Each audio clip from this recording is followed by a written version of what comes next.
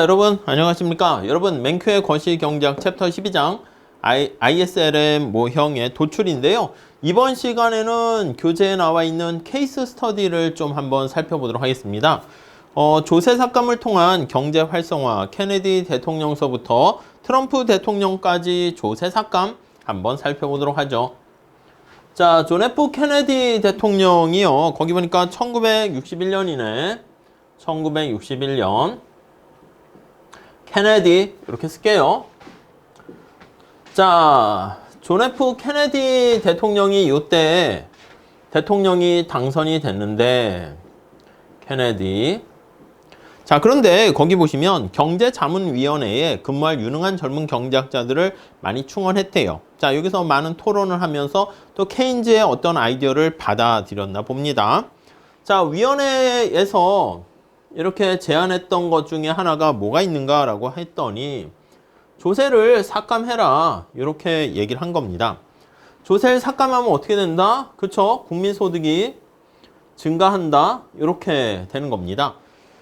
자, 거기 보니까 1964년 케네디는 개인의 어떤 소득세나 법인세를 대폭 삭감했습니다. 개인 소득세와 법인소득세, 그걸 법인세라고 하죠. 법인세를 이렇게 인하하게 되었다라는 것을 알 수가 있습니다. 오케이? 자, 조세 삭감은 어떻게 국민소득을 증가시킵니까? 당연히 세금을 깎아주게 되면 소비나 투자가 증가하게 됩니다. C가 증가하고요. 기업들의 투자가 법인세를 삭감하니까 증가하고요. 총 지출이 증가하게 되는 것이죠. 자, 이때 신문기자가 케네디 대통령한테 저기 대통령님 왜 조세 삭감을 주장하십니까? 했더니 그거야 당연히 경제의 활성화를 위한 것이죠. 경제 활성화를 위한 것이죠. 혹시 기자분은 경제원론 안 배웠습니까? 경제원론? 기본적인 거시경제학? 짱박사 경제학을 안 배웠나요? 강의를 안 들었나요? 이렇게 얘기하고 있죠. 세게 얘기했습니다. 아무튼 두 번째 단락에 케네디 대통령 경제자문위원회가 예측한 것처럼 조세 삭감이 이루어지자 경제 호황이 뒤따르게 되었고요. GDP 성장률은 그렇게 증가하게 되었고 역시 마찬가지로 실업률은 어떻게 됩니까? 실업률은 하락하게 되었다라는 거 알 수가 있습니다. 그리고 GDP 성장률은 증가하게 된 거.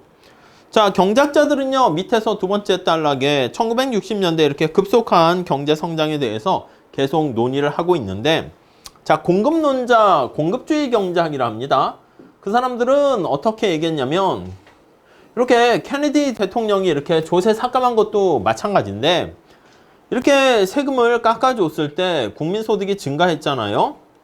이거에 대해서 서플라이 사이드 이코노믹스라고 합니다. 공급 중시 경제학에서 공급주의, 그냥 공급론자 이렇게 보도록 할게요. 공급 측면에 쇼크가 왔다는 겁니다. 자, 세금을 깎아줬어. 소득세율을 깎아주니까 동기부여라는 측면에서 얘기하는 거야. 동기부여. 아니 도대체 어떤 동기부여? 여러분, 개인소득세를 깎아주니까 공급론자 입장에서는요. 사람들이 일을 했어. 그러면 근로소득세를 깎아주는 거니까 일을 더 열심히 하게 된다고요. 그래서 340페이지 노동에 대한 공급의 의지가 더 증가하게 돼서 노동 공급이 거기 보시면 증대하게 되는 것을 알 수가 있고요. 자, 그래서 재화 및 용역의 총 공급을 확대시킨다. 아니, 노동 공급을 증대하니까 재화 및 용역에 대한 생산이 증가하는 거죠. 오케이, 이해 가시겠죠? 이렇게 공급 측면에서의 경로를 얘기합니다. 자, 그런데 반대로 케인작파는 어떻게 얘기합니까? 라고 하면 케인작파는 기본적으로 수요 측면을 강조하는 거 아니겠습니까?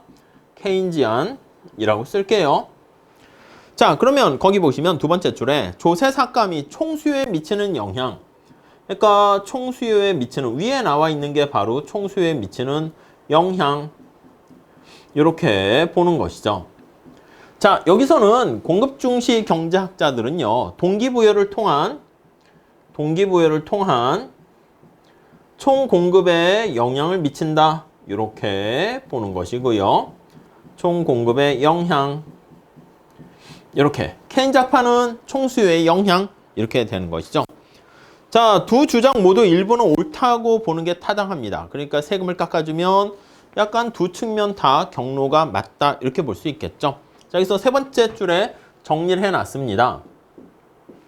자, 조세를 삭감하면 근로자들에게 동기부여 효과가 있기 때문에 총공급을 촉진하게 될 것이고요.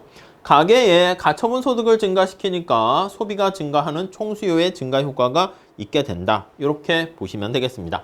오케이, 그 정도까지 같이 보시고 그 다음 두 번째 단락, 케네디 행정부 이래로 정책 위반자들은 침체된 경제의 생기를 불어넣기 위해서 종종 조세 삭감 이거를 많이 사용합니다.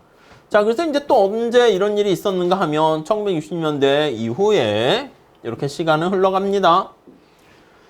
자, 1981년 로널드 레이건 대통령 영화배우였어요. 그래서 1981년 레이건 대통령이 당선되자 이분은 사실 민주당이고 공화당이고 이렇게 되는데 자, 조세 삭감이 이루어졌습니다. 그래서 81년 그리고 2001년 조세 삭감이 또 일어나게 되었고요. 거기 보니까 조지 W 부시 대통령이죠. 부시 대통령 이때 자, 그런 얘기 불러 얘기하고 있습니다. 최근의 주요 조세 삭감은 2017년 말에 이루어졌는데 트럼프 대통령 이렇게 트럼프 이렇게 있습니다. 오케이. 그래서 이제 뭐 중간에 다 볼 수도 있지만 여기는 제목이 케네디 대통령에서 트럼프까지 이렇게 해서 이 정도 나와 있습니다. 자, 거기 보니까 세 번째 단락에 최근에 조세 삭감은 도널드 트럼프 대통령이 취임한 첫 해인 2017년에 이루어졌습니다. 이 정책은 근데 논쟁의 여지가 있대요. 왜요? 지지하는 사람들은 법인세율이 유럽에서보다 미국에서 훨씬 높다는 사실을 주목하면서 야, 높은 법인세율 때문에 기업들이 사업을 하거나 아니면 회사를 설립하거나 자본 투자하거나 경제 성장에 저해가 된다. 그렇기 때문에 법인세율을 낮추자 이렇게 얘기합니다. 자, 그래서 2017년 감세 고용법으로 인해서 미국의 법인세율은 35%에서 21%로 대폭 인하가 됩니다. 법인세율이 대폭으로 인하하게 되고요.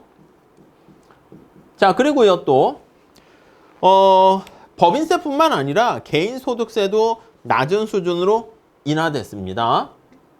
소득세라고 저기서 썼죠. 개인소득세. 이것도 대폭까지는 아니지만 인하 이렇게 됐어요. 자, 이렇게 법인세와 소득세가 인하되었는데 이거에 대해서 반대하는 사람들이 있습니다. 이렇게. 왜 반대하나 볼까요? 아니, 경제가 지금 침체 기로에 있을 때 법인세를 깎아주는 건 오케이. 반대론자 입장에서는 아니, 트럼프 대통령 지금 봤을 때요. 아니, 왜요? 지금 경제가 침체도 아닌데 왜 그렇습니까? 거기 보니까 이미 경제는 회복 단계에 들어섰는데 회복 단계인데 왜 세금을 깎아줘? 이렇게. 회복 단계인데 이렇게 할까요? 물음표라고 하면 그러니까 회복 단계잖아 이렇게 얘기하는 거죠. 회복 단계인데 왜 깎아줘? 이렇게. 그리고 재정적 부양책이 필요하지 않다 이렇게 얘기합니다. 또 반대하는 사람들은요, 이 법인세를 깎아줬는데 이 법인세가 보니까 부유한 주주들이 이득을 보게 됩니다.